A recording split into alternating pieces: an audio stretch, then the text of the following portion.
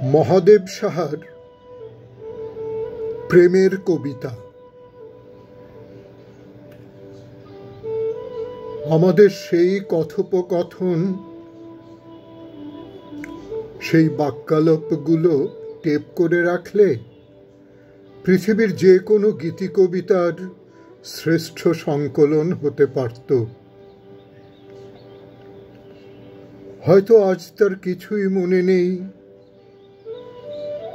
আমার মনে সেই বাক্যালাপগুলি নিরন্তর শিশির হয়ে ঝরে পড়ে, মৌমাছি হয়ে গুনগুন করে, স্বর্ণ চাঁপা আর গোলাপ হয়ে ঝরতে থাকে। সেই ফুলের গন্ধে, সেই মৌমাছির গুঞ্জনে আর কোকিলের গানে আমি সারা রাত ঘুমোতে পারি না,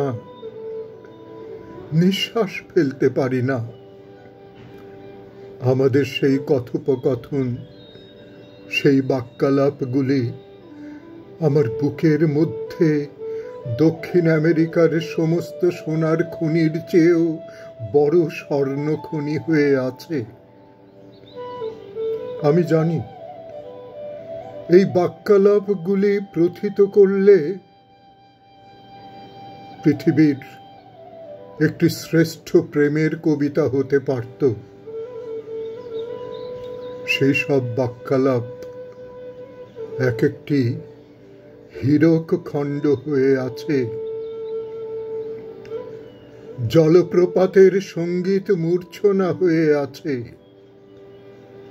আকাশের বুকে অনন্ত জ্যোৎস্না রাত্রির স্নিগ্ধতা হয়ে আছে। এই বাক্যালাপের কোনো কোনো অংশ কোকিল হয়ে গেয়ে ওঠে, কোনো কোনো অংশ ঝর্ণা হয়ে নেচে বেড়ায়। আমি ঘুমোতে পারি না, জেগে থাকতেও পারি না। সেই এক একটি তুচ্ছ শব্দ আমাকে কেন যে এমন ব্যাকুল করে তোলে। আপাদ মস্তক আমাকে বিহ্বল, উদাসীন, আলুথালু করে তোলে। এই কথোপকথন, এই বাক্যালাপগুলি হয়তো পাখির বুকের মধ্যে টেপ করা আছে, নদীর কলধ্বনির মধ্যে ধরে রাখা আছে। এর চেয়ে ভালো প্রেমের কবিতা